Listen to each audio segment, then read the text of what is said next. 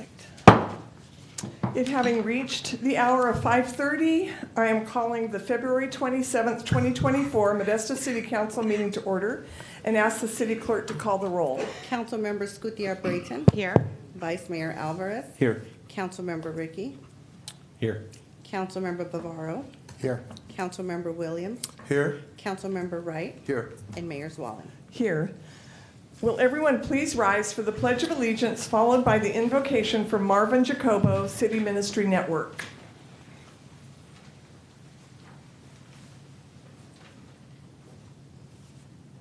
I pledge allegiance to the flag of the United States of America and to the republic for which it stands, one nation, under God, indivisible, with liberty and justice for all. Good evening. Please pray with me. Master, we love our city, and you love it more than we do. In the scriptures, we've said that citizens ought to willingly work alongside the governing authorities, and since you've established those very leaders to promote peace, order, and justice, and because of that directive, I pray for this Council of Modesto citizens and for the various levels of city officials. I'm asking that you would graciously grant them wisdom to govern amidst the conflicting interests and issues of our times and communities, that you'd give them a sense of the welfare and true needs of all our citizens, that you'd give them a keen thirst for justice for all, the ability to work together in harmony even as there is honest disagreement. Grant them the courage to lead as they ought and to give each of our council members peace in their lives and joy in their task. We are assured that you are blessing them and honoring them because of their sacrifice of service. May you align all of us to move our city toward a dream that our communities would be good places to grow up in and grow old in. Amen. Amen. Thanks, Thank you. everybody. Thank you.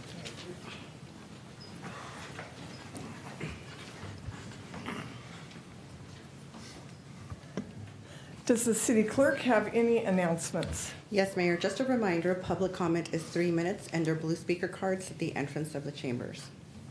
Thank you. Do any of the council members have any conflicts of interest? And Mayor, I'll go ahead and make a comment here. Vice Mayor Alvarez will be recusing himself from item 27 related to the relocation of a cannabis dispensary. He does not have a financial interest in the item. However, he was informed by a family member that they are thinking of applying for a permit under the city's cannabis program. He will not have a financial interest in any application or permit his family member may decide to apply for in the future. However, in order to avoid any perception issue and an abundance of caution, he will not be voting on item 27 or on other items related to the cannabis program until he has more information. Right, thank you. Any other conflicts of interest from council members? All right. Reporting from closed session, there was no reportable action. Next on the agenda is item 1, proclamation declaring March as National Development Disabilities Awareness Month. I will read the proclamation.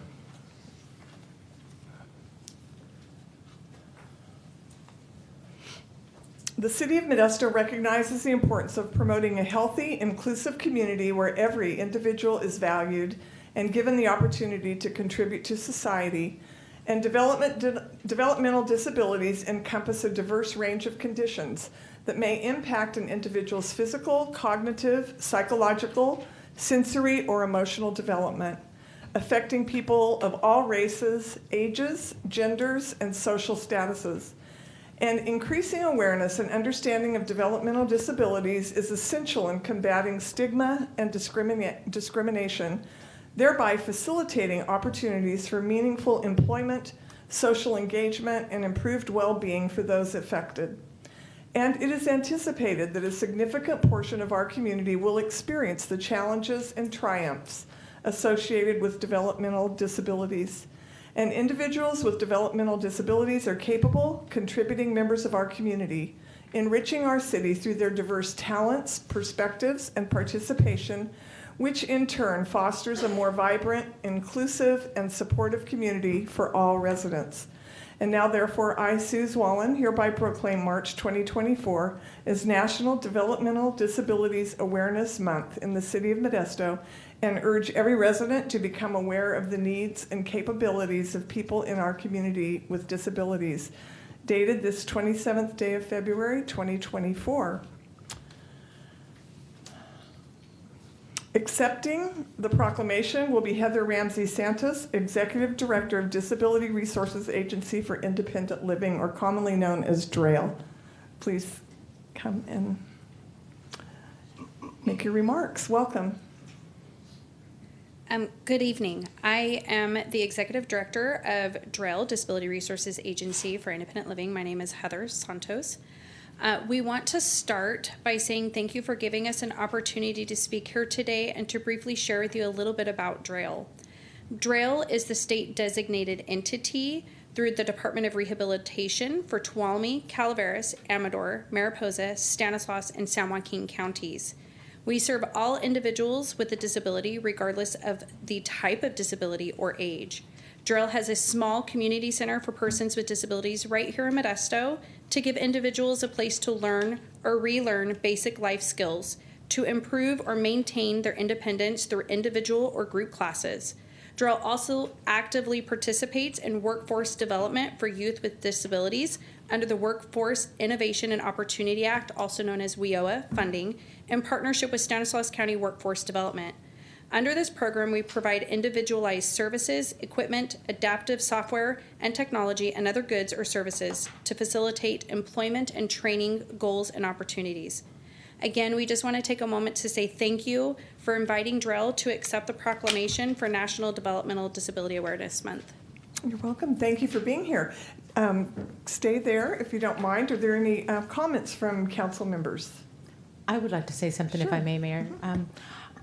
Thank you for being here, and I'm just glad that the City of Modesto and your agency saw it so fit to take March to recognize this very relevant and important part of our community, a constituency that is very important and, as was indicated earlier, adds a lot of value to our community. This is particularly close to my heart, given that I have an adult son with developmental disabilities, among several other medical diagnoses.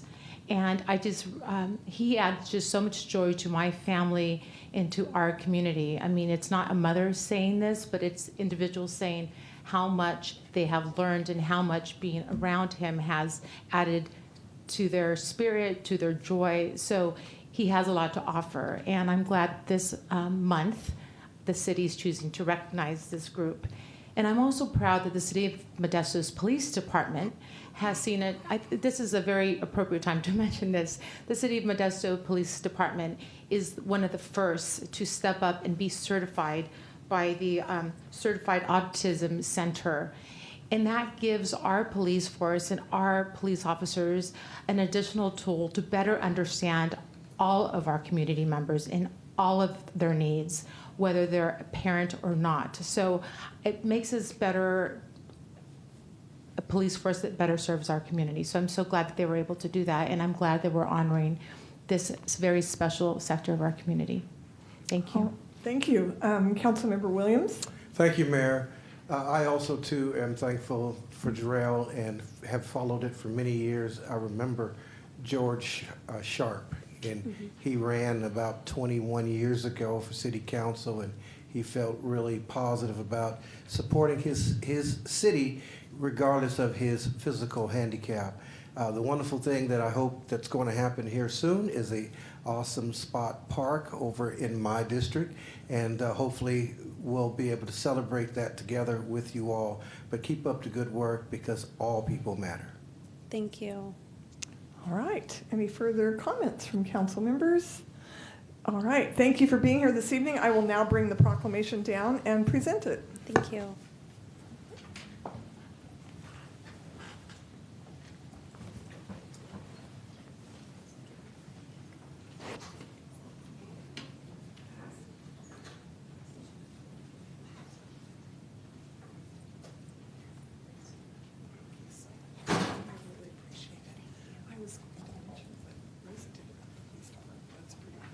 Super proud of that. We're so happy.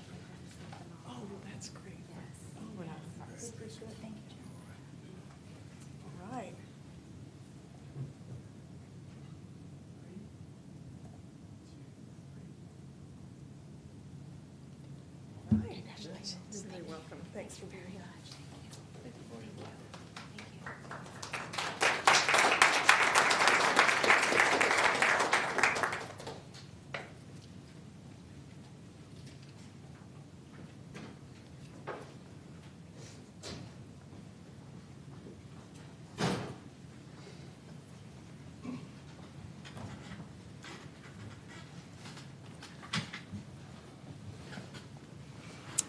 All right, next is item 2, consider accepting the resignation of Babette Wagner from the Landmark Preservation Commission. Does council have any questions of staff?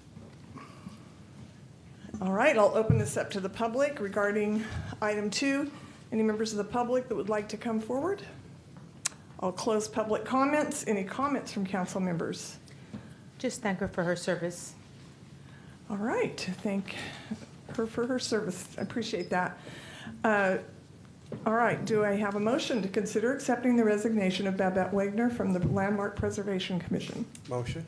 Motion from Councilmember Williams, second from Councilmember Scudia Brayton. Will the clerk please call the roll? Councilmember Scudia Brayton. Aye. Vice Mayor Alvarez. Aye. Councilmember Ricky. Aye. Councilmember Bavaro. Aye. Councilmember Williams. Aye. Councilmember Wright. Aye. And Mayor Zwellen. Aye. So it carries unanimously. As noted on the agenda, public comment will only be in person. Zoom will still be available for viewing and wordly translation. Does anyone wish to speak on any item under public comment? This is for items not on the council agenda, and you have 3 minutes to speak. Anyone wishing to address the city council is asked to follow the rules of decorum. The rules of decorum are posted at the entrance of the chambers. First of all, I have Dr. Teresa Rojas. Welcome. Thank you, everyone, for the opportunity to speak. Mayor, council members, I'm here with an invitation.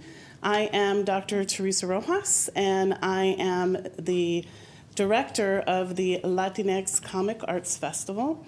I'm also a professor at Modesto Junior College, where I teach English and ethnic studies. This is my baby. This is our 5th year. So we started the festival in, picture it, 2020. We were all ready to go, March of 2020, and the festival was shut down because of COVID the week before the festival. So I took the festival online and I did 5 hours of programming in April. And it turned out that that was the first Latinx-centered piece of online comics convention programming in the world that we know of. So the next year, as we were home, we did 15 hours of programming on Zoom, and that was quite popular. So by 2022, we were ready to come back with masks, vaccinations, the whole thing, and we did our first live event. And now, 2 years later, we're celebrating our 5th year. For folks who are unfamiliar, the Latinx Comic Arts Festival is the Central Valley's celebration of Latinx comic arts creators, animators, storyboard artists, and friends, because we don't create in a vacuum, right? So we will be featuring, we just hit capacity, actually. We have almost 60 tables of exhibitors, Friday and Saturday, March 22nd and 23rd. And then on Saturday, the 23rd, we have a huge lowrider exhibit with our local clubs. We do a raffle. We have a lowrider bike that is customized by a couple of our students from the automotive programs at the college. And then we have those funds from the raffle go back to create awards for our students. And this year, the clubs, the lowrider clubs, have already raised over $3,000 for these awards. So that's amazing. I could barely handle the whole thing, actually. But I want to invite you and your families. This is a family-friendly event, and it also meets my commitment to having a free event every year. So it's completely free for everyone to attend. And yeah, I hope you'll come on Friday, check it out, and then on Saturday, bring your family and friends and people you haven't met yet. Just grab them off the street and bring him to the to the festival. Thank you so much. Thank you. Next, John Frayling. Good evening, Mayor. Good evening, council members. Good to see you all. I was privy to a conversation with Judge Ruben Villalobos, and he was in charge of Care Court until recently, and then he's handed that over to Judge Mumford.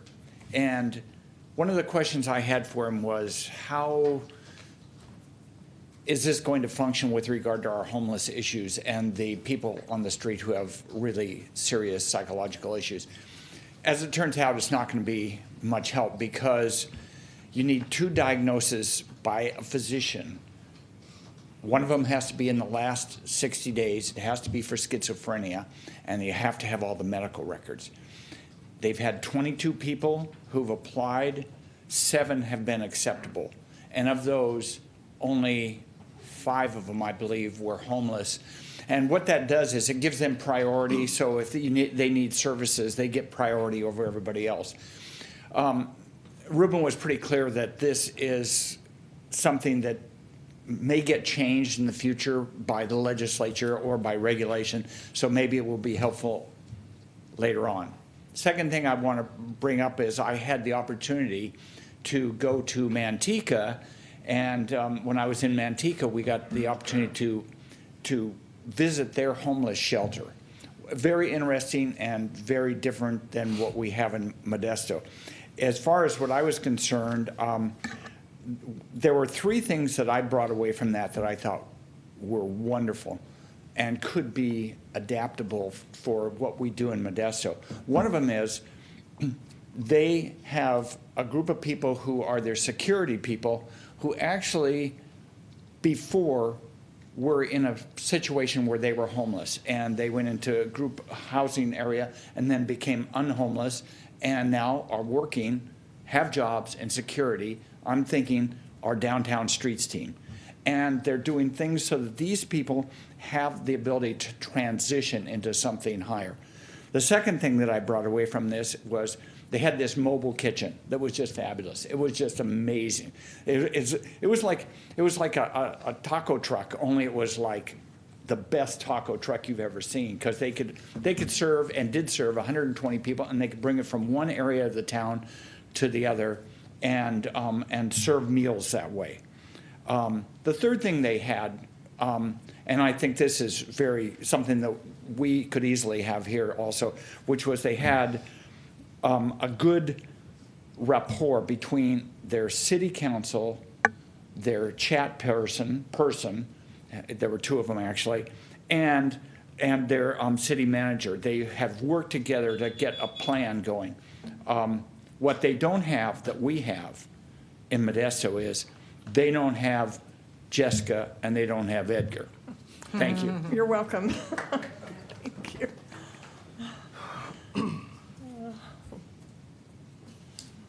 Next is Chris Moreno.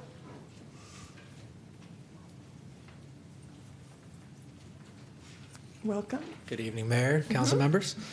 I'm representing the Stanislaus County Library, specifically the Modesto Library. I'm the Modesto Library Supervisor.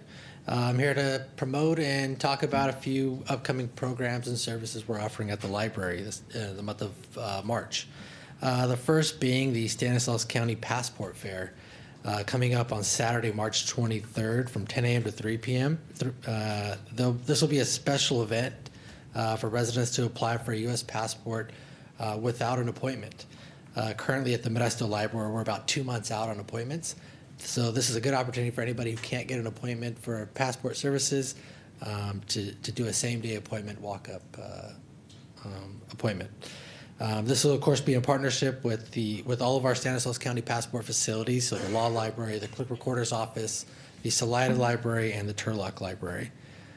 For more information about this event or requirements for applying for a U.S. passport, you can always visit the Modesto Library or visit our website or the Clerk Recorder's Office. The next event I wanted to talk about was the March Book Madness we're having at the Modesto Library. This will be going on the entire month of March. Similar to basketball March Madness, this will be a chance for residents to vote for their favorite books as these books go head-to-head for a chance to become this year's champion. Each Monday, the books with the most votes will advance to the next round. Folks can vote through a link on our website for a survey. You can vote as many times as you like. The winner will be announced on our social media pages April 1st.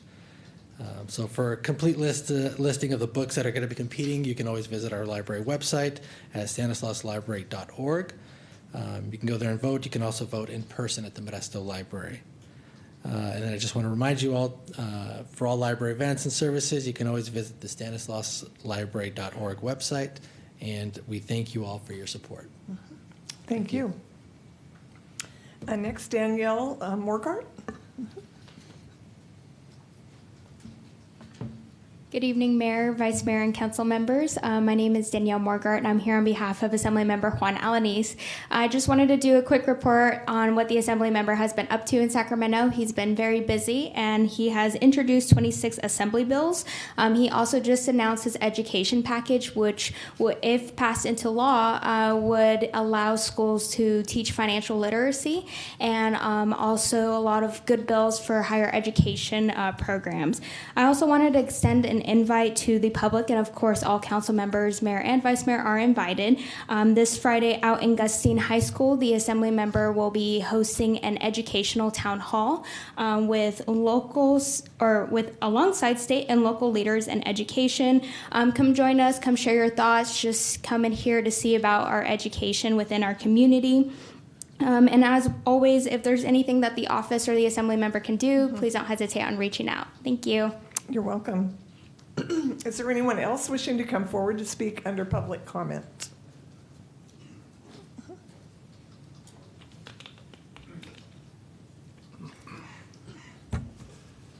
Good evening, Madam Mayor, council members, ladies and gentlemen. I'm here tonight, well, actually two purposes. First of all, I was at the Salida MAC meeting, and I found out that Modesto is actually actively negotiating to supply water and sewer service north of Kernan to the new proposed site.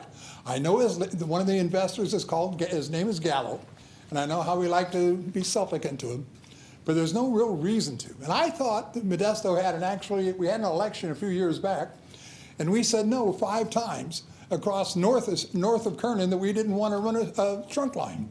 Matter of fact, one of them lost by 70%. So I don't know why you're doing this. I'll call it in secret because I had to go out of the community and talk to a supervisor to find out about it.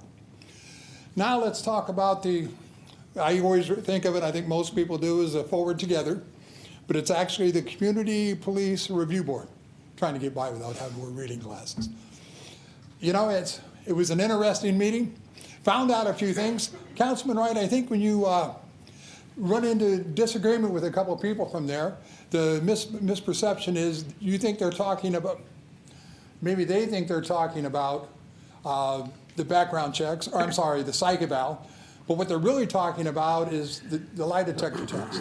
You know, it's amazing. You can actually take that 5 times, and that's after they tell you that they go over the questions with you. So the members of the board, not myself, the members of the board started asking questions about it. And the questions came up, and they talked. The gentleman who was here that conduct those tests, and they asked him, "Would you mind us seeing those questions?" He said, "No, I don't." Now they called it. Brad Hahn referred to him as the chief. I think he's the assistant chief. I forget your last name, sir. I apologize, and I'm not going to characterize your response because I was behind him. He seemed to be congenial. He didn't speak out against it. Okay, I'm just trying to be as meet him halfway as I can. I think he was okay with it, quite honestly. But surprisingly, there was one person pushed back, and that was the assistant city manager that was sitting over here. Now, they had simple questions that they were more than happy to provide her, so it seemed. I mean, they weren't tricky. It's not like they don't talk to the people about them. But she wanted them to put off until the end of the year review to bring that out to anybody. Now, a lot of people heard it, not just me. Everybody. You had 3 or 4 up there that were asking questions about it very nicely. It was very congenial, but the pushback was solid. No, this needs to wait till the end of the year for the end of the year review. Now, a simple thing like questions shouldn't be difficult. And then I saw the CEO of the chamber push back afterwards. No, we don't want to do that. Let's wait till the end of the year. Now, if we're trying to get things together and we're trying to make it sound reasonable, why don't we, I mean, this is a simple one. Why wouldn't we say, sure, if the two people that were mainly the ones involved agreed with it? Why would the city manager's office say, no, we need to wait 10 months before we even talk about it? I know I'm over, I apologize, and I thank you for your time. You're welcome.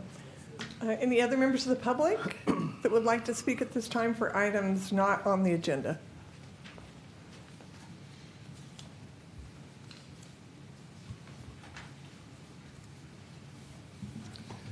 Madam Mayor, City Council, City Manager, Attorney, I just want to speak for myself and thank Madam Mayor for a great job that she has done in the 4 years here in Modesto. I know when I worked with her, we always had a great opportunity for dialogue. We were able to accomplish one thing that we worked on because she listened, but we listened to her too. And we just want to thank you and wish you well for Super Tuesday, March 5th, because this is a rare moment in the political world from what I have learned over the years, that when you have a group as great as this currently, City Council and Mayor, along with the manager and attorney, it doesn't come very often. There's usually disagreements, usually a lot of infighting, and a lot of things usually don't move forward.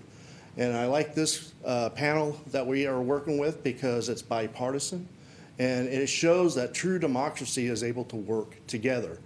I know people will go out and vote partisan, but my belief is you should always do research on the person you're doing, because you might find out something more than you realize just by hearsay. And I have learned from my experience working with you all, specifically you, Madam Mayor, that we learned a lot. And it's been a great, great pleasure, and we hope you're successful March 5th and have another great 4 years. Thank you. All right, thank you. Any other members of the public that would like to speak at this time? All right. I will close public comment. Next on the agenda is consent items. An item may be removed from consent and discussed at the request of a member of the public or council member.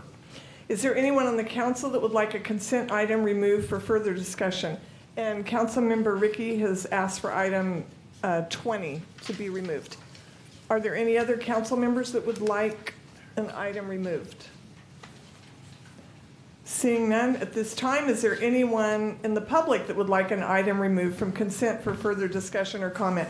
And I have a blue card from Emerson Drake that he would like to pull item 4, 10, 11, 19, 24, and 25. Will the city clerk please read the consent items? Item 3, consider approving the minutes for the February 6, 2024 council meeting. Item 4 was removed from consent. Item 5, consider approving an agreement with the Baseball Club of Modesto, LLC, to lease John Thurman Field through September 30th, 2024, and authorizing the city manager or his designee to finalize the language of the agreement pursuant to the negotiated terms and execute the agreement. Item 6, consider approving a memorandum of understanding to clarify the terms of the Home Investment Partnership and Redevelopment Agency of the City of Modesto loans for the Ashwood Village Apartments. Item 7, consider directing staff to prepare and file the fiscal year 2024-2025 engineer's annual report for the City of Modesto Landscape Maintenance Assessment District Number 1, Dry Creek Meadows, subdivisions numbers 1 through 6.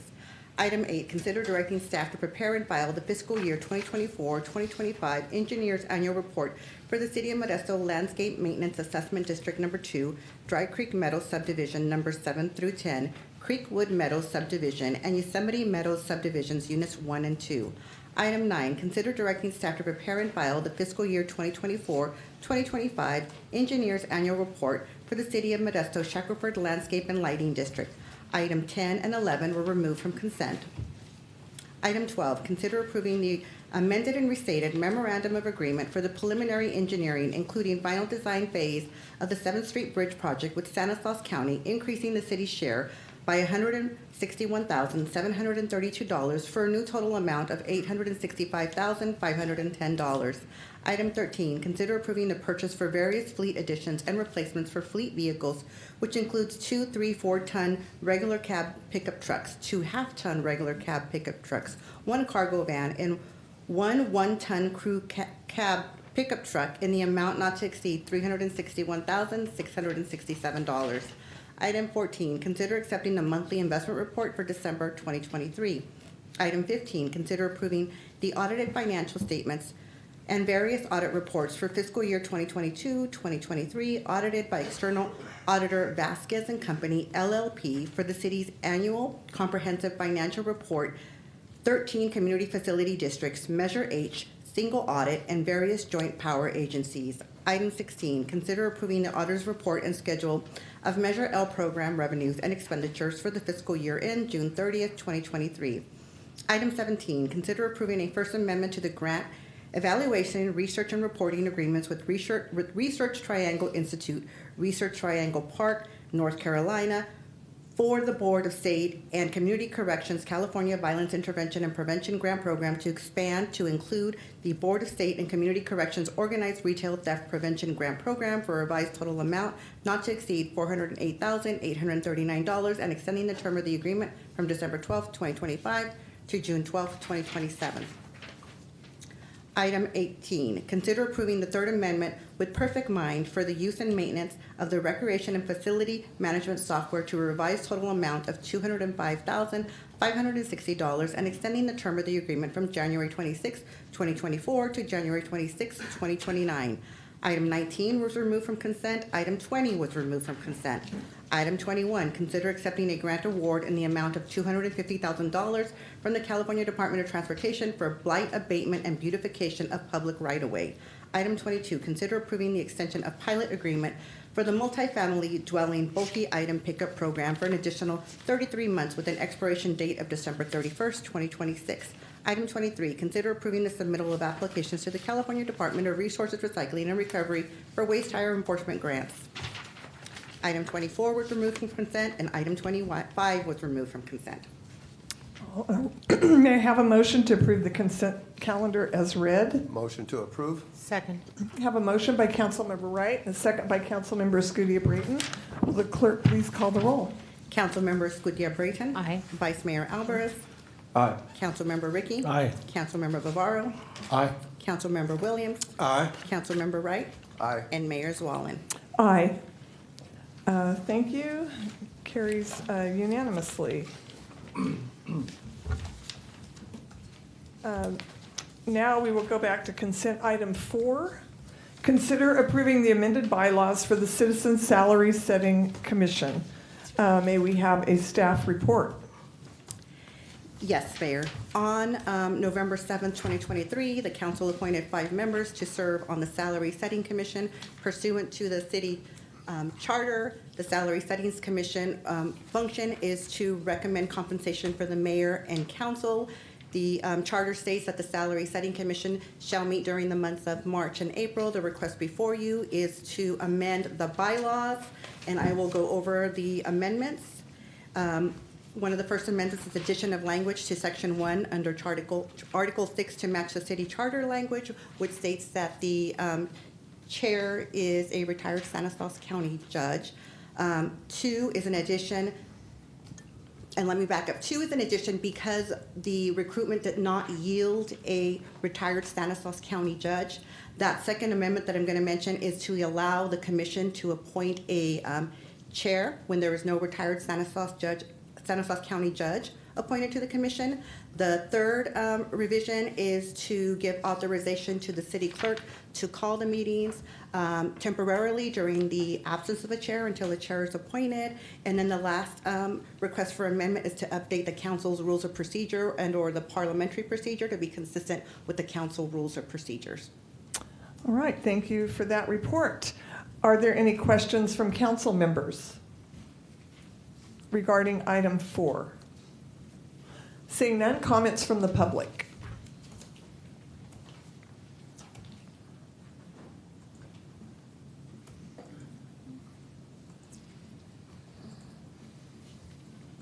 Thank you, Madam Mayor. Emerson Drake again.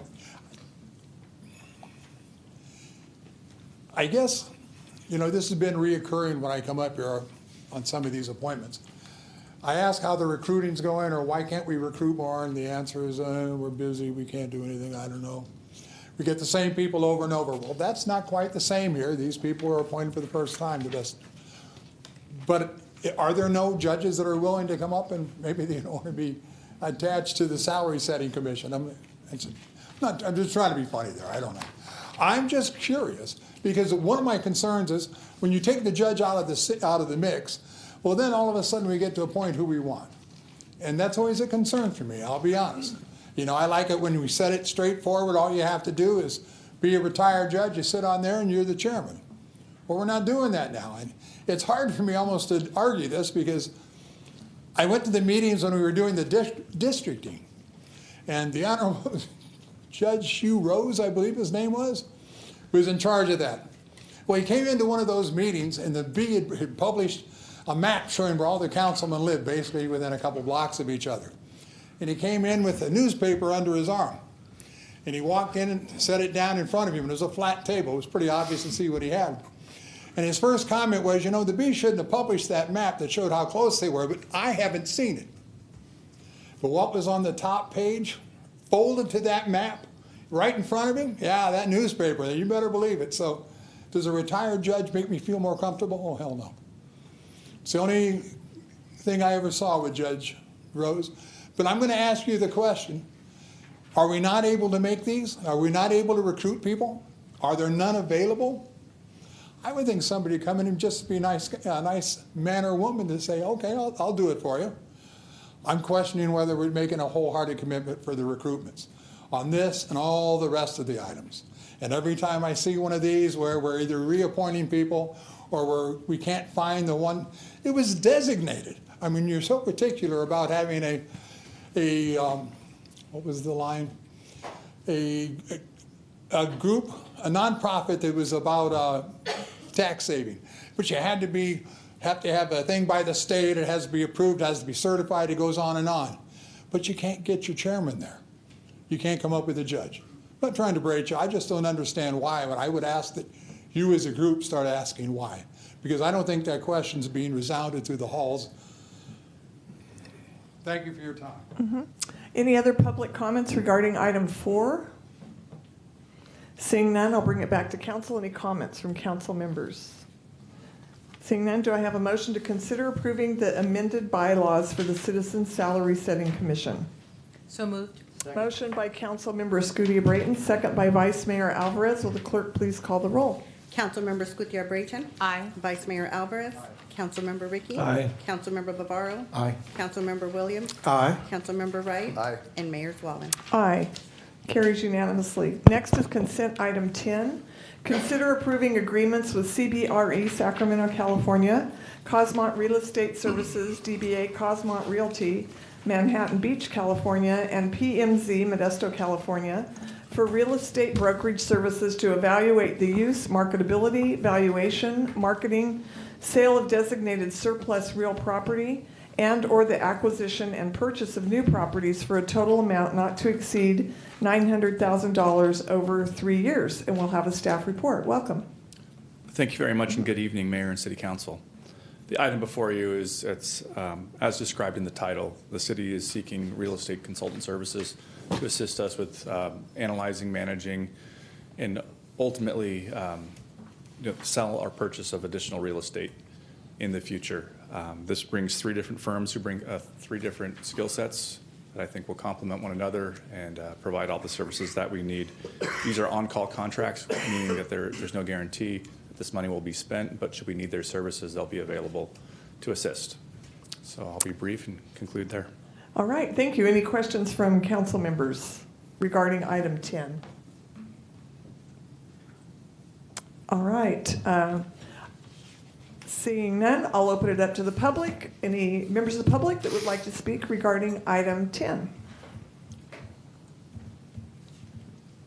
Right, welcome. Emerson Drake again. Just a quick question. How much money have we spent in the last 3 years doing the same thing? I don't know. I wasn't able to ascertain it. Can anybody tell me? Madam Mayor? I'm just The addressing last you. 3 years? Yeah, well, we're going to spend $900,000 for the next 3 years. I just wondered how much we spent in the last 3 years. That's all. It's not a trick question. All right, I'm not sure if we have that information tonight readily available. We don't. So we'll have to get that to you if you can contact us. Now, first of all, you have my contact information. I've talked to the city clerk's got my information. Christine has my information. Your city attorney has my phone number. So I don't think I'm unattainable. But I'm going to repeat again that when a question is asked in public, it's supposed to be answered in public. If anybody disagrees, take your computer out, take your laptop, put in the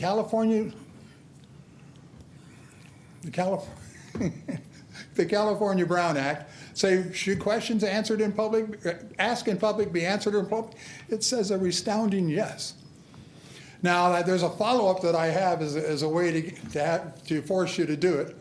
I left my notes. I tried to go with that. It's not a cease and desist.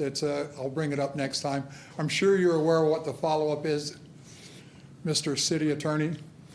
It's spelled out in the Brown Act. These questions, not public comment, but these questions are supposed to be answered in public. They can be at a later time, but they're supposed to be answered in public. Now, I'll go through with putting forth I'll send you the letter, and then when you deny it, I'll turn it over to somebody else who'll be happy to push it farther. Now, you're aware of the law. You should know that. Google it, people, please. I got 1:06 left. Somebody just pushes it into Google. It just comes out so quick. There it is. But you're going to get back to me instead of doing it in public. Is that your response? My response is this evening, I cannot answer that question, and staff's not prepared to answer it, so we will if you would reach out to us once again with your specific question, we'll get that answer to you. So your response is no. I just need to, just say no for me. That makes it much easier. You're aware and you know it. Thank you very much. You're welcome. Anyone else in the public that would like to speak regarding item 10? All right, seeing none, we will close public comments and bring it back to council for comments. Councilmember Williams. Thank you, Mayor. First and foremost, thank you, Forrest, for Mr. Epps, for reaching out to our local companies as well. I noticed one is from Modesto, and that's great, and then Sacramento and Manhattan, which I'm sure have different classifications and skill sets that they will be able to bring to the table. But notably, thank you for reaching out to our local real estate agencies, and that's what I have to say. Thank you. All right, any other comments from council members regarding item 10? Seeing none, we'll consider approving agreements with CBRE Sacramento, California, Cosmont Real Estate Services, DBA Cosmont Realty, Manhattan Beach, California, and PNZ Modesto, California, for real estate brokerage services to evaluate the use, marketability, valuation, marketing, sale of designated surplus real property, and/or the acquisition and purchase of new properties for a total amount not to exceed $900,000 over 3 years. Do I have a motion? Motion. Motion by Councilmember Williams, second by Councilmember Wright. Will the clerk please call the roll? Councilmember Gutierrez-Brayton. Aye. Vice Mayor Alvarez. Aye.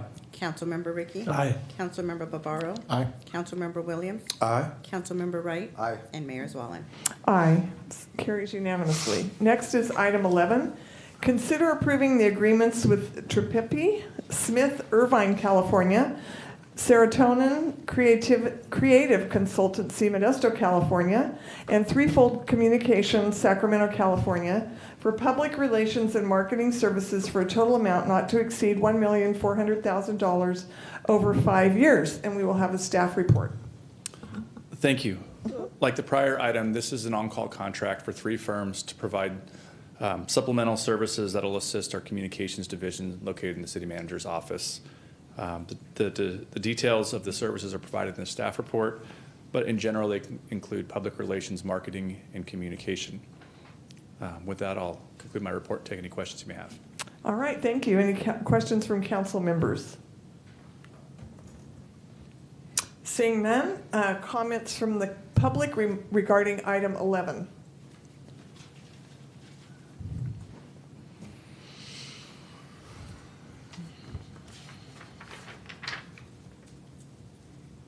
Yeah, I brought the cheat sheet this time, Emerson Drake again. The letter I was referring to, first of all, was a demand or correct letter. That's the official follow-up. You respond to that. Then it gets real interesting. But on number 11, the curiosity I had is we were going to spend, or we're potentially going to spend $280,000 a year on PR and marketing. We just hired our third PR person. You got 3 PR people, and you want another $280,000 a year to have some more people standing in line. Now, I don't know if this third person that you just hired, or maybe they're a grant writer. I don't know. I don't know the individual's name. I don't have a clue. Anytime I think grant writer, the last one I knew took off to Riverbank to run and hide. But we won't go there. That was a fiasco we had on the city council before. I think you're all aware of it. If not, you'd be like some of the people that were in your debates. I didn't have a clue. See? So I'm going to ask, it's an honest question. You've got 3 PR people now, and now you need another $280,000 in your pocket to spend. And we're talking about, a wide variety here. They brought, we can go into Grayson in a few minutes. I'll be crossing. But I think it's too much. All of a sudden, we're just stamping that paycheck, well, at least the bill anyway, and I don't understand it. That's why I asked the last question. Do we need the $300,000 a year? Is that what we spent in the past? Or, I don't know, just trying to find out. But no offense, it didn't sound like anybody else up there knew either. So you didn't ask that question. That's where I miss Stephanie Burnside. That woman would ask the questions before I had a chance. She asked the question I was always going to. You're missed, Stephanie. But she's out of the state now, people. Don't sweat it. My point is, I don't know that this is needed. You have how many? I can't believe you hired a third PR person. Oh, I know we need her. I know it'll just or him. I don't know who it is. We'll just go on and on and on. But then you want another $280,000 in your pocket? Look, hook them up with some Russian bots, Councilman, right? I mean, do us a favor, spend less money. Oh, I know, you've got it to spend. Thank you very much for your time. All right, any other public comments regarding item 11? Seeing none, council member comments. Chris Rickey. Yeah, one of the things that you talked about earlier, Emerson, was the need to be able to reach out more for boards and stuff like that. One of the things you can do with PR is help fill our boards easier. But that's not the only place where you need more PR. We've got great programs. There was another item on the agenda today about bulky item pickup for apartments, right? We need to communicate to people in apartments that they can get their bulky item stuff picked up. We aren't doing that effectively enough right now. There's all sorts of programs, really good, solid programs that we need to communicate that aren't working as well as they could because we're just not communicating as effectively as we should. And I realize it's a lot of money, but just because that's the amount approved doesn't mean that we might spend it all, right? We don't really know yet. And you'll keep track of it and hold us accountable, and I'm good with that, man. But understand that this is being, at least in my opinion, being brought forward with good intentions. Any other council member comments regarding item 11? Seeing none, I want to consider approving the agreements with Trepepe Smith, Irvine, California, Serotonin Creative Consultancy, Modesto, California, and Threefold Communications, Sacramento, California, for public relations and marketing services for a total amount not to exceed $1,400,000 over 5 years. Do I have a motion? Motion. Motion by Vice Mayor Alvarez. Second. Second by Councilmember Rickey. Will the clerk please call the roll? Councilmember Gutierrez-Brayton. Aye. Vice Mayor Alvarez. Aye. Councilmember Rickey. Aye. Councilmember Barbaro. Aye. Councilmember Williams. Aye. Councilmember Wright. Aye. And Mayor Zwollen. Aye. Carries unanimously. Next is item 19. Consider approving the plans and specifications for the Griseda Park Pool Fencing Replacement Project, accepting the bid and awarding a construction contract to Joe's Landscaping and Concrete Incorporated of Newman, California, in an amount not to exceed $167,991. Will staff please provide the report? Thank you. Welcome. Thank you. Good evening, Council, Mayor and Council. My name is Jeremy Rogers. I'm your neighbor Parks, Recreation, and Neighborhoods Director. I'm going to turn it over to Nathan Houks. He's going to go through this with you. Thank you. Welcome. Good evening, Nathan. everybody. Yep. Nathan Houks, Parks Planning and Development Manager. So this item is to award a contract to Joe's Landscape and Concrete for the installation of a pool fence at Griseda to replace the fence there. Total cost not to exceed $167,991. The fence that currently is there is in bad shape and needs to be replaced. And so the project was advertised in December. We opened bids in January, and we received 4 bids. Joe's was the lowest responsive bidder at about 1.06% below the estimate. And the total cost of the project is about $214,000. This item also does include a budget amendment to increase the project count by $89,000. It's a quick summary. All right, Questions? thank you. Any questions from council members regarding item 19? Jeremiah Williams. Thank you, Mayor. In our briefing, I had asked how many were there that went out to bid or was accepting the bid, and I went further and asked, were there any of them from Modesto? And unfortunately, there were none from Modesto, correct? Correct. Thank you. All right, any other questions from council members regarding item 19? Seeing none, we'll open this item up to the public. Any public comments regarding item 19? Okay, we're going to go tangential this time, and I'll acknowledge it ahead of time. Last summer, I took my great-grandchildren to Griseda Park. Had a blast on the water features, had a real blast. It was a little bit of a birthday party, so they had a good time. They had about 8 or 10 of their friends. But the week before, we had gone down and looked, and it's a nice little pool you have there, but the pool isn't available on the weekends. You can have it during the week. You have to make arrangements. I'm not real sure. But there was nobody to call, nobody to talk to. You couldn't use the pool on the weekends. Oh, they weren't saying, if they could use it during the week, it wasn't the fence, okay? I'm still trying to find out, maybe we need that PR person you're talking about. Can we use the pool on the weekends? If not, fill the sucker.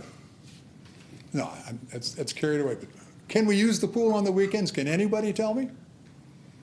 No. Still can't use the pool on the weekends. Do you ever ask yourselves why? You're the ones that are in charge. No offense. Okay, it also says under the Brown Act that I can suggest for things to be put on a future agenda. Not that that'll ever happen. Cease and demand. We'll find out how it works. Let's bring it up since nobody wants to fix the problem, and ask why. Ask the city staff why we can't use the, maybe make arrangements ahead of time. That's okay. But nothing. Silence. They don't even have somebody to send you to lose your note. I think I would ask why, especially when you're putting a new fence on it. I thank you very much for your time. Mm-hmm. Any other comments regarding item 19? All right, we will consider approving the plans and specifications for the Griseda Park Pool Fencing Replacement Project, accepting the bid and awarding a construction contract to Joe's Landscaping and Concrete Incorporated of Newman, California, and an amount not to exceed $167,991. Do I have a motion? Motion. Motion made by Councilmember Williams. Second. Second by Councilmember Wright. Will the clerk please call the roll? Councilmember Scudetto Brayton. Aye. Vice Mayor Alvarez. Aye. Councilmember Ricky. Aye. Councilmember Bavaro. Aye. Councilmember Williams. Aye. Councilmember Wright. Aye. And Mayor Zwollen. Aye. Carries unanimously. Next is item 20. Consider approving the purchase of playground equipment for Lakewood Park Riverside Park, and City Gate Children's Park from Ross Recreational Equipment Company Incorporated of Santa Rosa, California, and for Mildred Perkins Park, Orchard Park, and Aqueduct Park from Miracle Recreation, Play Power Incorporated of Huntersville, North Carolina, for a total amount not to exceed $959,394. Can we have a staff report? Yes, absolutely. Thank you, Mayor. As you mentioned, this is to replace those playgrounds at these 6 parks for a total not to exceed, thank you, not to exceed $959,394 paid for with Measure H. So we put this presentation together to go through the background and the process of how this happened. Council approved Measure H budget, $6.1 million for the 23-24 budget.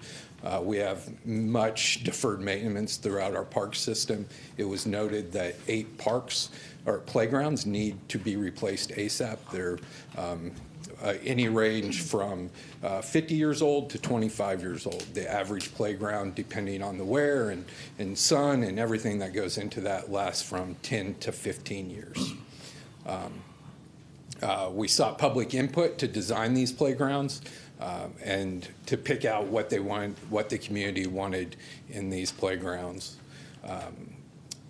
On November 17th, we had a public meeting and received feedback into what the public wanted. All right, so design adjustments, working with the public, we worked with our vendor to redo those and redesign them to meet the needs of the community. We wanted to make sure they were ADA accessible, not ADA not inclusive playgrounds, but the playground is ADA accessible. We got a lot of requests for spinning and climbing features. That's very popular in playgrounds that you'll see designed today.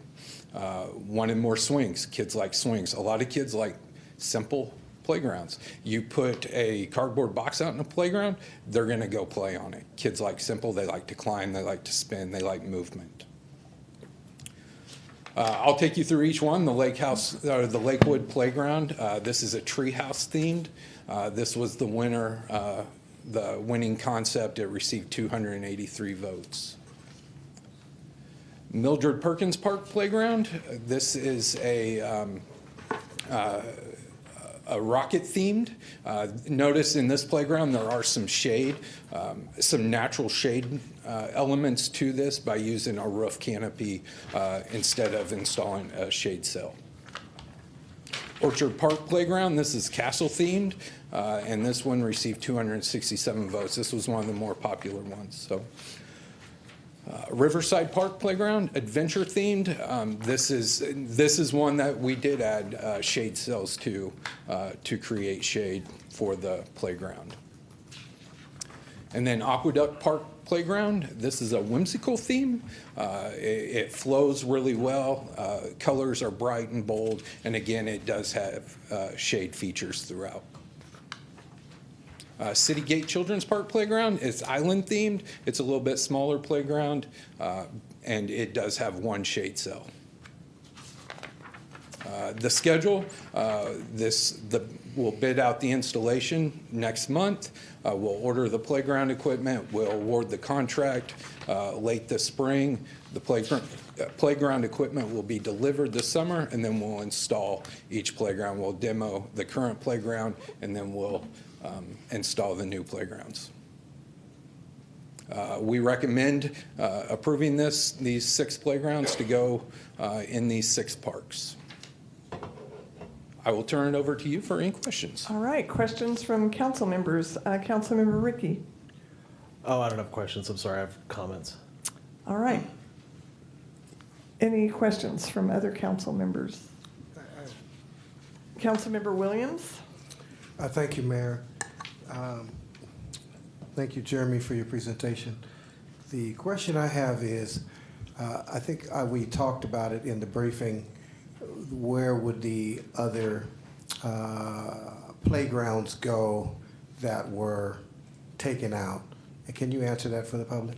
Yes, we have a whole list of, we have 70-some playgrounds throughout our park system, ranging anywhere from 3 years to the 50-year mark. And so we're just crossing those off, going down the list as funds are available to replace those playgrounds. So we're doing it throughout our entire park system, hitting the older ones first.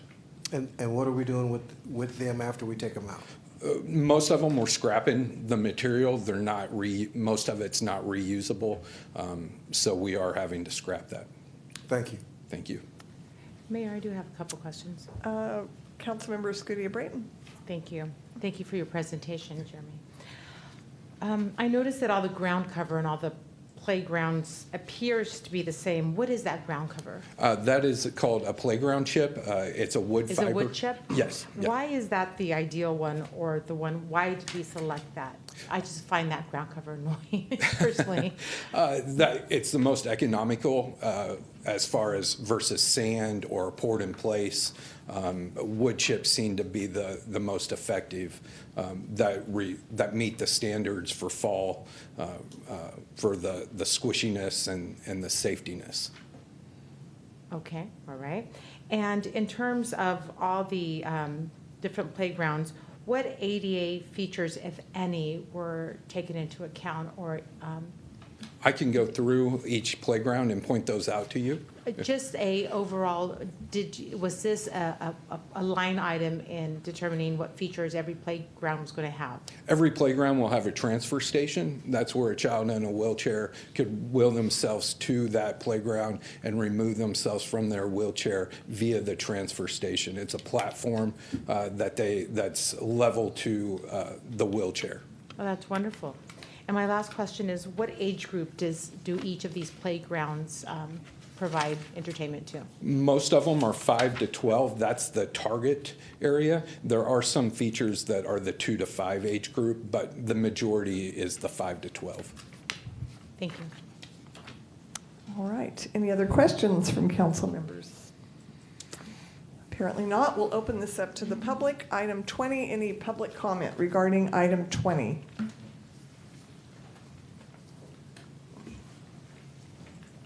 I really didn't intend on it. But your question about the what's on the ground, I thought the city or the city school system went to like a rubber chip for underneath the bottom of the playground rather than wood chips. Seems to be like there's more padding there, not as sharp. But it didn't sound like that was offered. I don't know why. I was just curious, that's all. Did we look at that? I'm sorry, did we look at that? Just trying to follow the rules. Thank you.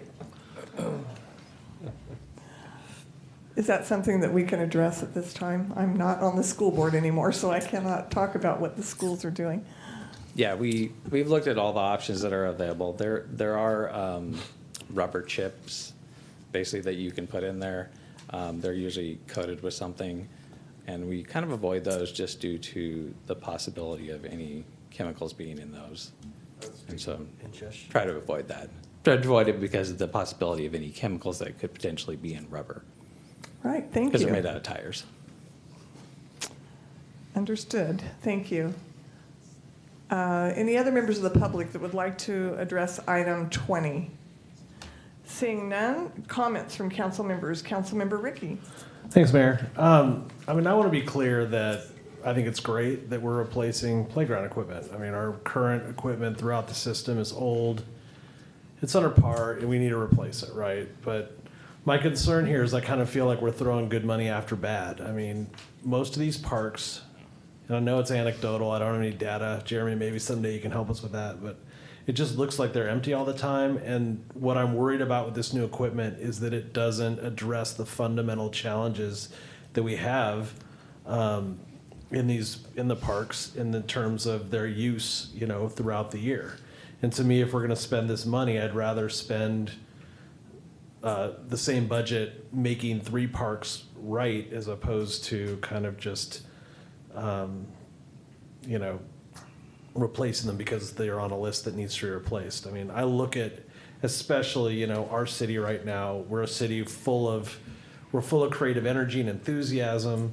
And we have an opportunity here to kind of place make and really showcase our vibrancy here.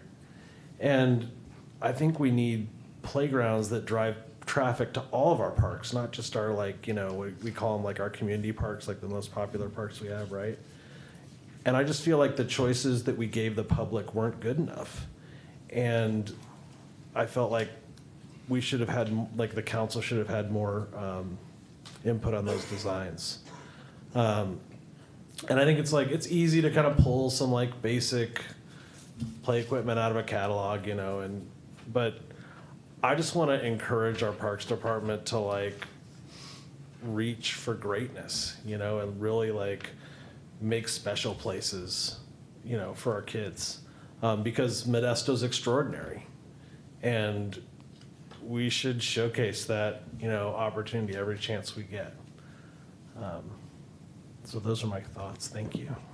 You're welcome. Councilmember Williams. Thank you, Mayor. And thank you, Councilmember Ricky, for your comments. What I'm looking at and thankful for are the folks that did vote to say, yes, this is what, and, you know, back to the advertisement and back to getting more people to do what they should do when we put those feelers out there. But this is quite exciting that 70 people chimed in on one park, and you know, the lowest one was probably the park that's it's a very small park, which is City Gate, which is in Rose's district. I looked it up while I was up here, but for the most part, there are people who came out and said, "Hey, this is I have a feeling toward this park," and yes, sometimes we drive by and we don't see folks there, but it's still bringing quality of life to the opportunity for these young people to be able to enjoy themselves. And what reminds me of Leo the Lion. I mean, no one knew whether the park at that age, whether the park was redone, was fabulous, was awesome. All they knew, Councilmember Ricky, was Leo the Lion was there. And so I think some of these amenities that are happening, like the castle, a lot of that is what they're going to look at. And obviously us on this side of the dais look at it like, okay, well, maybe we could do this, do that. But I think those young people look at that and say, this is great. I'm not going to fall. Their parents aren't worried about falling, the kids falling or hurting themselves. Those are important things. Yes, I'd love to have the city parks at the very premier top of their game, and I know we'll get there. Absolutely. All right, any other comments? Vice Mayor Alvarez. I do have to ask one question to the elder council members. Did you drink out of the original Leo the Lion at Children's Park? Councilmember Wright? No, you didn't? Councilmember Bavaro? No comment. I did. And our children will remember. Tina did. He was scared of Leo. All right.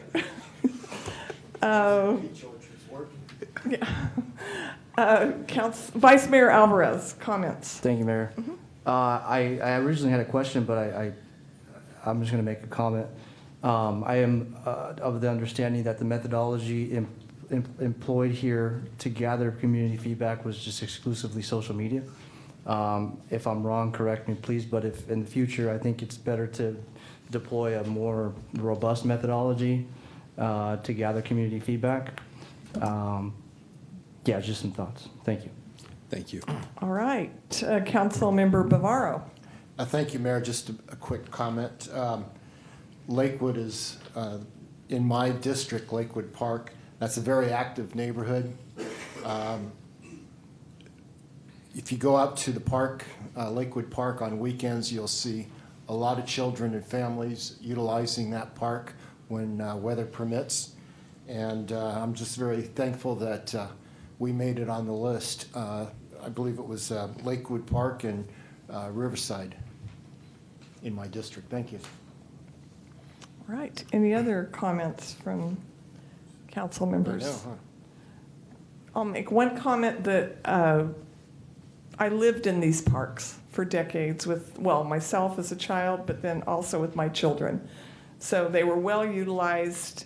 And the thing that was great is I was usually there for athletic practices in the fields with the children, and the younger children could go play on this equipment, and so it was utilized very often in that way. Maybe not just for the intent of you going to use the equipment, but the siblings were there using it. So thank you very much for your efforts.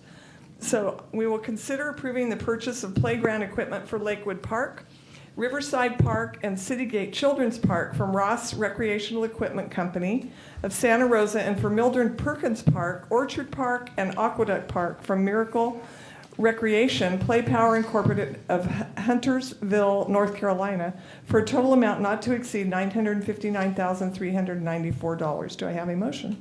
So moved. Motion by Councilmember Scooty Brayton. Second by Councilmember Wright. Will the clerk please call the roll? Councilmember Scooty Brayton. Aye. Vice Mayor Alvarez. Aye. Councilmember Ricky. No. Councilmember Bavaro. Aye. Councilmember Williams. Aye. Councilmember Wright. Aye. And Mayor Zwallen. Aye. Carries 6-1. All right, item 24. Consider approving an agreement with Larry Walker Associates, Davis, California, for recycled water quality studies for a total amount not to exceed $819,330. And we will have a staff report. Welcome.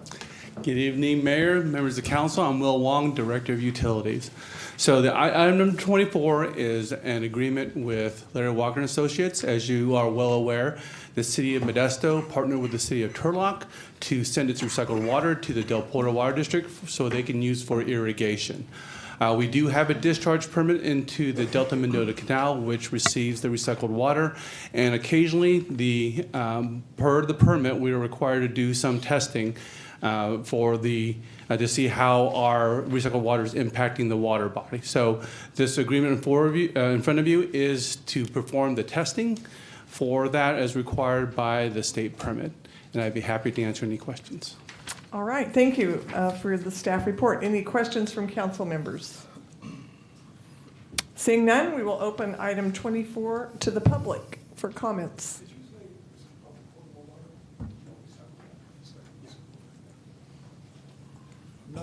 Good evening again. I'm going to share with you, I apologize. I was concerned, my question really was, what water are we doing this with? Was it the potable water that we sell? I think potable water is recycled water. I'm not sure what the difference is. And I'd love to be educated. I'm just, 10 seconds. You know, this is one of the reasons why I've always pushed to go back to those pre-agenda meetings you used to hold on Mondays, where the public was invited and you had the entire staff in there answering questions. And people, when you walked out of there, you knew what was going on. You didn't have somebody come into your office, or you didn't get summoned to another office to have things explained to you.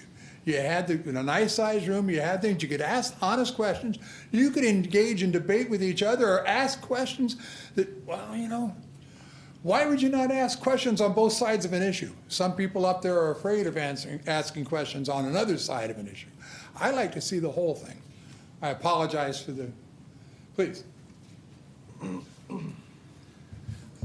In response to Mr. Drake's question, the water that we're discharging into the Delta Mendota Canal is recycled water. That water has gone through a wastewater treatment process. So the businesses and residents of City of Modesto and Turlock, when they send their wastewater down the pipelines, both Turlock and Modesto do have treatment plants that clean this water to what we call a tertiary or recycled water level. That's the water that we are sending into the Delta Mendota Canal, not potable drinking water. Okay. My follow-up question, Madam Mayor. This is the water they're using for the farmers for their fields? I don't know where the Mendota Canal goes. All right, the Delta Mendota Canal runs on the west side of the valley, and the Del Porto Water District runs pretty much along the Delta Mendota Canal, and it'll be used for irrigation purposes. And we're selling that water, ma'am? All right, feel free to. Yes, we are selling the water to the Delta Mendota Canal, to the Del Porto Water District. To me, I think of that as potable water. Yeah. It's different, I understand. Thank you very much. Yeah. Thank you, ma'am. All right, any other comments from the public regarding item 24? Seeing none, comments from council members. We will consider approving an agreement with Larry Walker Associates, Davis, California for recycled water quality studies for a total amount not to exceed $819,330. Do I have a motion? Moved by Councilmember Bavaro. I'll second it. Will the clerk please call the roll? Councilmember Scutia-Brayton. Aye. Vice Mayor Alvarez. Aye. Councilmember Ricky. Aye. Councilmember Bavaro. Aye. Councilmember Williams. Aye. Councilmember Wright. Aye. And Mayor Zwaller. Aye. Carries unanimously. Next, item 25, consider approving the First Amendment to the Pump Station Rejuvenation Services to Don Pedro Pump, Houston, California, to a revised total amount of $3,598,700 over 5 years. We'll have a staff report. Thank you, Mayor. So the item number 25 is to rejuvenate the utility department pumps. As you well know, the utilities department is involved in all water resources and water pumping for the city of Modesto. We span from drinking water to wastewater as well as stormwater. Occasionally, these pumps need to be rehabilitated and rejuvenated beyond the regular maintenance that our staff does on a daily basis. We have seen an increased need to rejuvenate these pumps. Sometimes we have a difficult time in predicting when these will go out, so having this contract here will allow city staff to immediately address these issues as they come up and bring these pumps back in service as soon as we can. And I'd be happy to answer any questions. All right, questions from council members. I just have one question. When you say rejuvenation, will they be new pumps or are they going to be remodeled or just fixed or? It's a little bit of everything. So depending on the magnitude of where the pump is, we can replace it. We can replace certain components of that pump at the same time, like the motors and the bearings and et cetera. So there's a lot that goes into the pump that is beyond the routine maintenance that we do. All right. Okay, thank you. Any questions? Seeing none, we'll open this item 25 open to the public. Stick around, I got a question. I actually was trying to get a hold of you this afternoon, maybe eliminate that. If it's possible, ask your questions at once, and then he can address them at once. I really try, but sometimes the question leads to another question. That's the whole point of finding out. That's all. I'm not trying to drag it out, trust me. Okay. I don't want to be here any more than you do. My question is, first of all, I won't suggest what you want to do. I apologize for that. Does this have anything at all to do with the nitration? Ask your questions I to us, realize please. that, done it. Thank Does this you. have anything to do with the nitration issue we have out there, nitrate issue? Because we, not just recently, we had to replace, I keep turning, I'm sorry. We had an issue in the past. As a matter of fact, if you want to do the Google again, so learn something, Garth Stapley wrote an article a few years back about this. It's kind of interesting. You know, we have the same issue with Houston as we have with our friends up in Del Rio. Del Rio threatened to sue us because they were afraid the pump wasn't in the proper location. It wasn't pretty enough for them. And so as a result, you and I, Modesto residents, had to pay for that. Houston's never going to pay for this. I mean, they don't pay extra. You know, and that article's fantastic. I got to tell you, I brought up the numbers, but I knew it wouldn't matter to you because you won't bother to look it up yourselves and you won't believe me. But I'm here to tell you, Modesto has been on the downside of this water agreement ever since we bought Del Estes. We should be unhappy with the people that signed the agreement. Let's put it that way. It was a foolish thing to do in the first place. When you look at the numbers, our rates are going up on account of this. Somebody has to pay for it. It's the water system. We tried to cut, our former Mayor Brandvold tried to cut them loose, at least some of them. He made an attempt at it, and they didn't want to be cut loose. Why? Because we were paying their bills. Now, I tell you what, as a Modesto resident and a retiree, I'm not happy with that. So once again, I'm going to ask you to put on a future agenda, to agendize an item in the future, to find out, to explore, not only the idea of getting out from underneath, but the big point is, do we want to be bothered with this? Or do you want to tell your constituents, well, you're paying extra for your water, the rates that we just raised, because we're supplying water to somebody else and they don't like how pretty the pump is? That's exactly what would happen. That's exactly what was going to happen. Well, that's exactly what did happen. Read Garth's article. It's pretty good. He actually shows you how much their bills would raise, and when their bills, if they had to take care of it themselves, and when their bills don't raise, whose does? Everybody here in this room. And you go along with it. So I'm asking you to formally put that on an agenda in the future, the near future, not an end of the month, end of the year review, like your Forward Together committee. I still can't believe they did that. Thank you for your time. Consider that. Why should your constituents be paid for somebody else's water? It's not right. It's not right. Thank you. I believe in that was a question of whether nitrates create some of the reason for this needed rejuvenation. The short answer is no. This contract and the rejuvenation is not a result of nitrates. Nitrate is naturally found in our groundwater, but this contract has nothing to do with nitrate pumping. It has to do with fixing pumps. All right, thank you. Any other public comments regarding item 25? Seeing none, comments from council members. All right, we will consider approving the First Amendment to the pump station rejuvenation services to Don Pedro Pump, Houston, California, to a revised total amount of $3,598,700 over 5 years. Do I have a motion? I will make the motion. Second. Second from Councilmember Wright. Will the clerk please call the roll? Councilmember Gutierrez. Aye. Vice Mayor Alvarez. Aye. Councilmember Ricky. Aye. Councilmember Bavaro. Aye. Councilmember Williams. Aye. Councilmember Wright. Aye.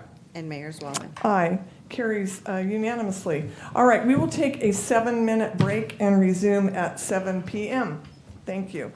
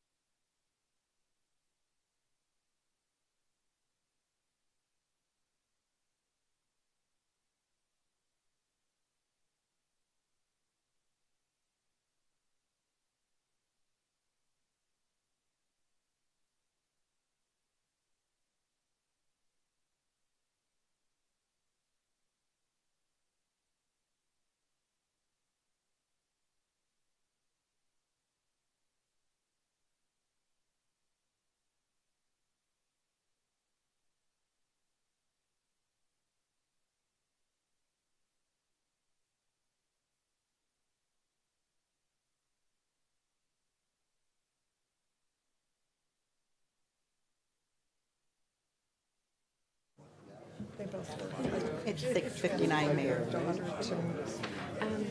Council members, it's 6:59.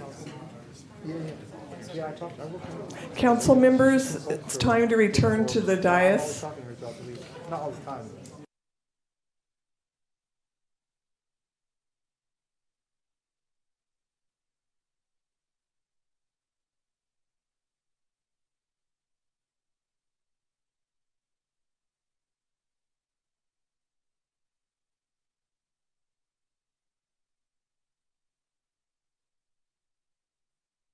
Next on the agenda is council comments and reports. Do any of the council members have any comments and reports?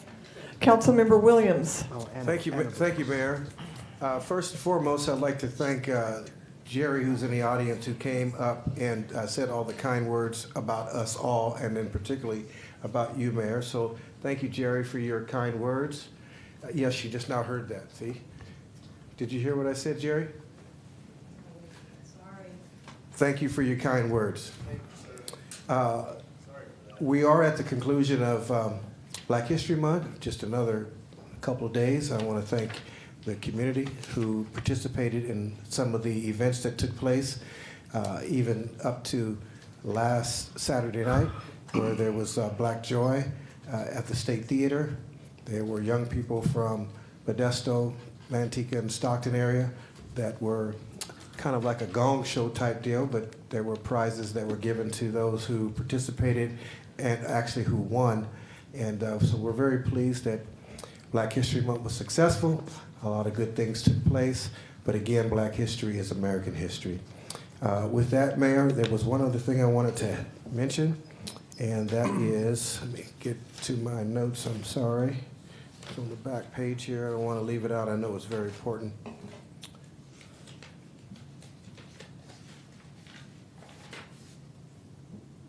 Chinese Association had a celebration. It's the Year of the Dragon, and come to find out that it's every 12 years is the Year of the Dragon, and they stopped at 1976, the individual who was doing the announcing that day on Saturday, but it goes all the way to 1964. So I was born on the Year of the Dragon, 1964.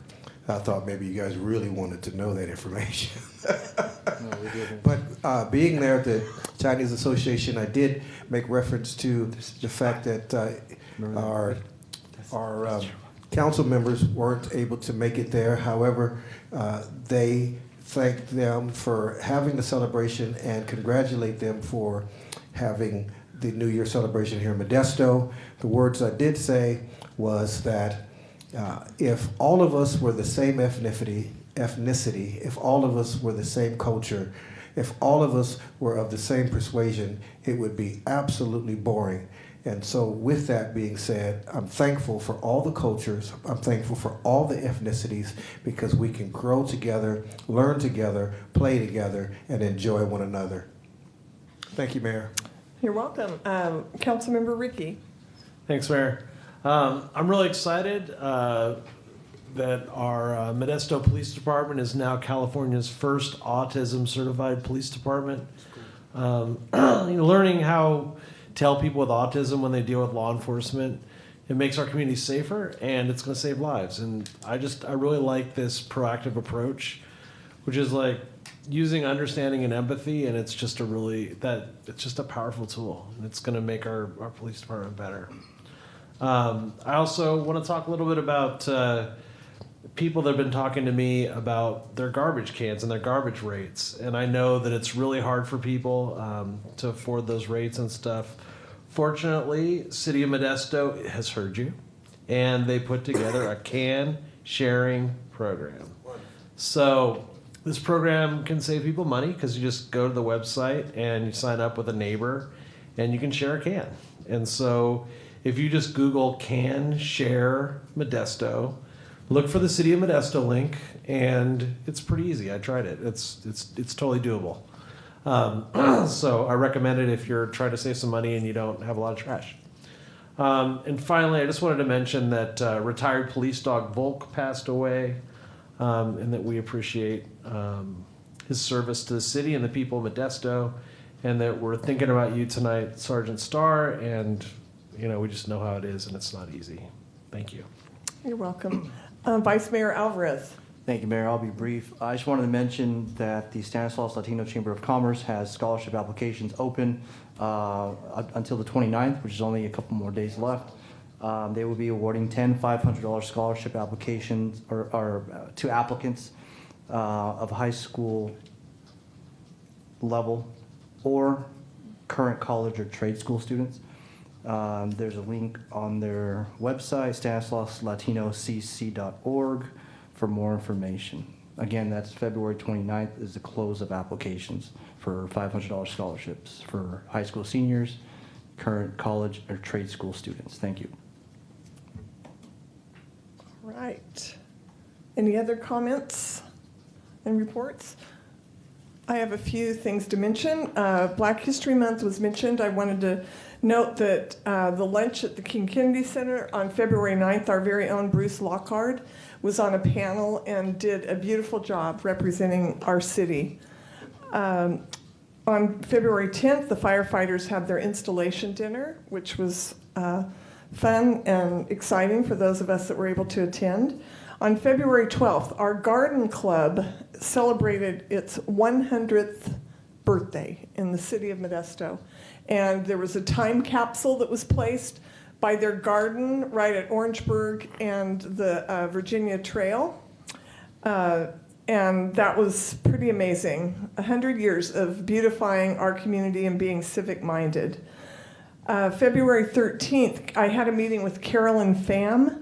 She is a commissioner, U.S. Commodity Futures Trading Commission. She was raised in Modesto, attended elementary school, high school, went on, and this was an appointment by President Biden. So it was really great to visit her. She really enjoyed coming back and talking to us, or to me, about growing up in Modesto and the opportunities that it provided for her. On February 15th was our Downtown Streets team's 5th anniversary. And that is always so delightful to spend time with our Downtown Streets team's members. They are hardworking and a fun group to be with. February 16th, I was invited to Legacy Alliance. They meet every morning at 8 a.m. This is 100 formerly incarcerated members of our community, and I was so inspired with their words of encouragement to each other and to our community at large. I was invited that same day to visit Sabrina Tour. She is a sophomore at, now I'm going to forget which high school. Modesto High, I believe. Sophomore at Modesto High, and she organized a full art show surrounding smoking cessation. It was well attended. There were dozens of exhibits that were submitted by students. It was a contest. And this is all surrounding encouraging young people to not vape, not to begin, or smoke. And she introduced me to her father, who's a pulmonologist, so in intensive care pulmonologist. So I'm sure she's had a lot of exposure from discussions with him on the effects of tobacco. So that was pretty inspiring also. Then I was invited to tour Second Harvest, which is a large food pantry operation. It's not just a pantry, it's a warehouse with a huge operation that helps serve people in our community that are in need of food. So those are a few things that I participated in. Any other comments from council members? All right. Thank you very much. Does the city manager have any comments and reports? Yes, Mayor, thank you. I just wanted to welcome two new additions to our executive team here at the City of Modesto. The first one was Jeremy Rogers, our new Director of Parks, Recreations, and Neighborhood. He was here to present earlier this evening. And also Sonia Severo, who is our new Public Relations and Legislative Affairs Manager. I have all the confidence in the world that both of them are going to bring a tremendous amount of expertise to continue to move our city forward. Thank you. All right, welcome, thank you. Next on the agenda is unfinished business. Item 26, consider approving the Department of Transportation, Caltrans, Clean California Local Grant Program Cycle 2 grant in the amount of $3,129,000 for the Downtown Revitalization Project. And we will have staff report from Jessica Hill. Thank you, Mayor, City Council. Jessica Hill, Director of Community and Economic Development. Forrest, can you help? There we go. So for a little bit of background regarding the grant, the Department of Transportation Clean California Local Grant Program is a competitive statewide fund used to help enhance communities to improve spaces for public use. And some of the improvements include beautification, cleaning of our local streets, roads, parks, pathways, and transit centers, and other public spaces. So on February 14th, the council authorized the submittal of the application to Caltrans and the Clean California Local Grant Program. And the City of Modesto was able to apply for a project titled Downtown Revitalization, which addresses blight concerns and revitalizations in downtown Modesto. On November 7th, the City of Modesto was notified of Caltrans of being awarded an amount just above $3 million. For this grant, it was used for a variety of things. A majority of the grant, or $2.8 million, were to improve the City of Modesto's mural alley. $51,000 are for wayfinding signage and community markers. $25,000 for anti-litter signs. $79,000 for tamper-resistant waste containers. And then $91,000 to put together in partnership with our downtown districts a mural master plan to create additional murals in downtown Modesto over the next 5 years. Above is a rendition of the improvements for Mural Alley. Some of those improvements do include the permeable surface, trash enclosures there, lighting, as well as some entry exits, arch, different type designs to have people actually know where Mural Alley is and have an entry and exit to that as well. So the program does not require matching funds and will just require the operating budget to be established through our budget resolution of $3.1 million.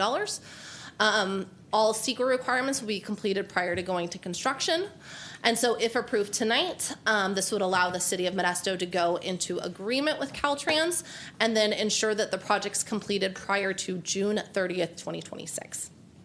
And with that, I'm happy to answer any questions. All right. Do council members have any questions of staff? Councilmember Williams. Thank you, Mayor. Jessica, what's the completion time on that? I did notice that there's a gate already blocking that is that for repairs so far?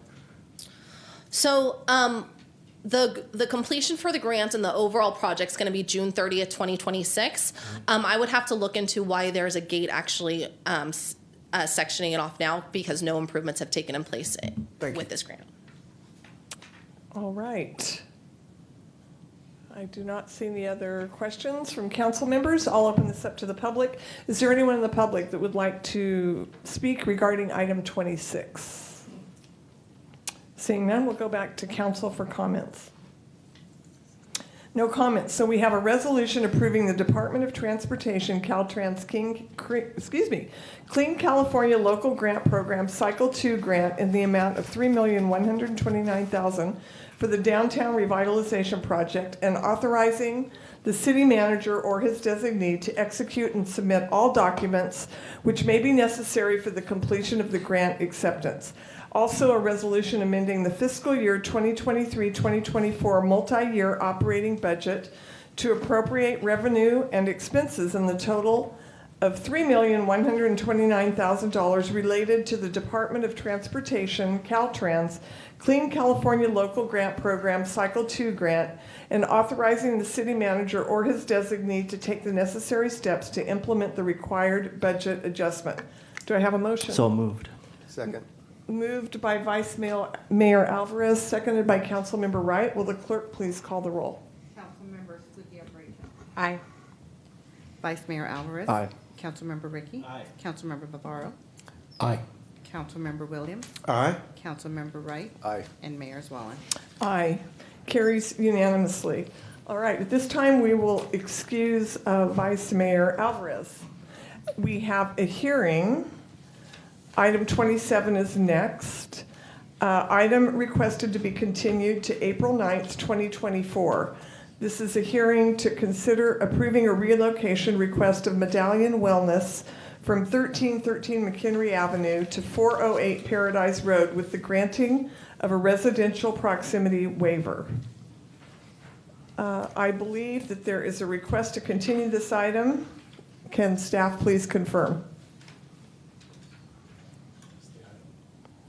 Correct, Mayor. The item is being continued to April 9th. All right. Are there any questions from council members? Seeing none, any comments from the public? All right. I'll now ask for a motion to continue the item to April 9th, 2024. Do I have a motion? Motion to approve. Second. All right. Motion by Councilmember Wright, seconded by Councilmember Williams. Will the clerk call the roll for this item? Councilmember Gutierrez. Aye. Councilmember Ricky. Aye. Councilmember Bavaro. Aye. Councilmember Williams. Aye. Councilmember Wright. Aye. And Mayor Zwollen. Aye. So it carries unanimously. Next on the agenda is new business. This is, excuse me. We'll get Vice Mayor Alvarez back. Thank you. I didn't mean to forget you, but I kind of did. All right. Consider accepting Mayor Sue Zwollen's budget message per Charter Section 1302.1 for the upcoming fiscal year 2024-25 budget year. And we will have a staff report from Steve Christensen. Good evening, Mayor, council members. Steve Christensen, Budget Manager. So we kind of began the budget process, the public part of it, at the beginning of the year in January with the council retreat where we talked about budget priorities. This is the second part of that where, per the charter, the mayor will prepare and deliver to the council the mayor's budget priorities. And then after the mayor reads the budget message, the council members will have the opportunity to make comments on that budget message. All right. As mayor, I have the honor and responsibility to deliver to the residents and City Council of Modesto the mayor's budget message under Modesto City Charter Section 1302.1. Through the continuing efforts of collaboration of this City Council, I want to ensure that this budget message reflects not only my goals and priorities for the upcoming fiscal year, but considers those of the entire City Council as well. Over the last year, the city has taken initial steps towards a revitalization throughout the community with the implementation of the first annual Measure H spending plan. Funding adopted in the spending plan was allocated across various categories, including parks improvements, $9.4 million, public safety, $6.3 million, fire emergency medical services, EMS, $4.1 million, homelessness, $3.6 million, forestry, $2.3 million, sidewalks, $1.8 million, deferred maintenance, $358,000, and blight, $245,000. Measure H funding has allowed the city to address deferred and preventative maintenance needs at various parks across the city, add critical sworn and non-sworn public safety staff to our police department, start the expansion of our fire department's emergency medical services division to provide essential advanced life support service to residents, begin to shorten the pruning cycles and address the stump grinding issues of the city's urban forestry, and start working towards solutions for the homelessness matters with additional bridge housing funding. The Measure H sales tax is a responsibility that has been given to this organization by the residents to spend effectively and efficiently, and is not only my goal and the goal of the staff, but also the goal of the City Council that these funds are spent appropriately. This has been reaffirmed at the recent council retreat that was held on January 30th, 2024. At this meeting, the City Council communicated their upcoming budget priorities to the public and staff. I look forward to working with the members of the City Council to develop a transformative budget plan that continues to implement not only the use of Measure H funds, but all facets of the operating budget, capital budget, and multi-year budget. We will prioritize spending to address programs that include public safety with a focus on non-sworn positions, paramedic EMS services in the fire department, homelessness and affordable housing, blight, economic development, improved customer service, innovation, and communication. The City of Modesto is going through a renaissance. The residents have given this organization and this City Council the opportunity to be a driver of change throughout the community, and it is not only my responsibility, but the responsibility of this City Council and the members of the staff to ensure that we honor the trust that has been placed in us by the residents. We have taken those initial steps, and we are on our way to doing so much more. With respect, Suze Wallen, Mayor, the City of Modesto. All right. Do we have questions from council members? Right. Vice Mayor Alvarez. Thank you, Mayor. I see here we have, priorities, park improvements, public safety, fire emergency, homelessness, forestry, sidewalks, deferred maintenance, and blight. I just want to make sure that these funds are allocated equitably and distributed equitably throughout the entire city. And I want to underscore the importance of District 2 being historically underserved and historically overlooked when it comes to equitable distribution of resources. So I just want to make it a point to underscore that fact for the record. Thank you. All right. Any other questions from council members? Seeing none, any comments from the public regarding item 28?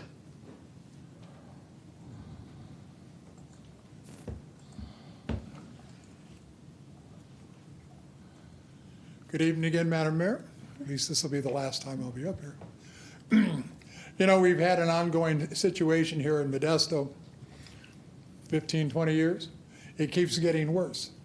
It costs us more money every year. It used to be only $900,000. Now they tell me it's $1 million a year. And all we do is keep kicking the can down the road. So when somebody tries to suggest to me that we're doing an efficient job of spending that Measure H money or our tax money, I ask about the Center Plaza. When in a recent debate, the question came up about that, and the response was, well, about the only person that knew what was the question, was that, well, I'm sorry, that was a sad. Was, well, we're studying it. Well, we were studying it the last time we approved the contract, and we're studying it now.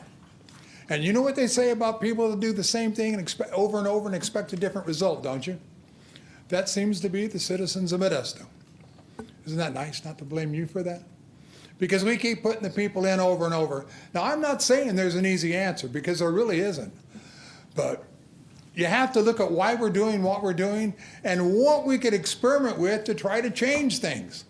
We knew in the first place that contract regarding the catering was bad. That was what was a stranglehold on Center Plaza. But yet, wish I had my little rubber stamp. We approved a continuation of the same one. Anybody that continues that is costing us $1 million a year. And again, if you come up with some different idea to try, hey, I'll go along with that. I don't care if we still lost $1 million, but we tried something. But that's not what we're doing. We're doing the same thing over and over, expecting a different result. And that's you. And Councilman Rickey, you Google yours. I'll Google yours if you'll Google mine. Thank you very much. All right. Any other comments regarding item 28? Seeing none, any comments from council members? Councilmember Williams. Thank you, Mayor. I did notice that these are all allocated and the numbers are there, but there is no a total. And I've come up with 25.8 mil. Is that correct, Steve?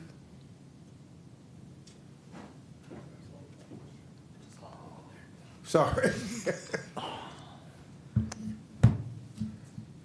I think the total on there should be about 27.1 million. That reflects the allocation for the spending plan in 23-24 on those top numbers. Okay. So that's reflecting what our current spending plan is and those top portion of that list. Okay. Thank you. Yep. Other than that, Mayor, this is a well thought out and expressed budget letter to the council and the city of Modesto, so thank you. You're welcome. Any other comments from council members? All right. Seeing none, I will call for a motion. Motion To to approve. accept Mayor Suze Wallen's budget message per Charter Section 1302.1 for the upcoming fiscal year 2024-25 budget year. I have a motion from Councilmember Second. Scudia Brayton and a second from Vice Mayor Alvarez, I think was first.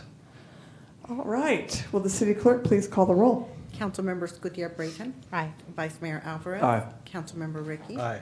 Councilmember Navarro. Aye. Councilmember Williams. Aye. Councilmember Wright. Aye. And Mayor Wallen. Aye. Carries unanimously. Are there any matters too late for the agenda? Seeing none, I'm calling this meeting of the City Council be adjourned.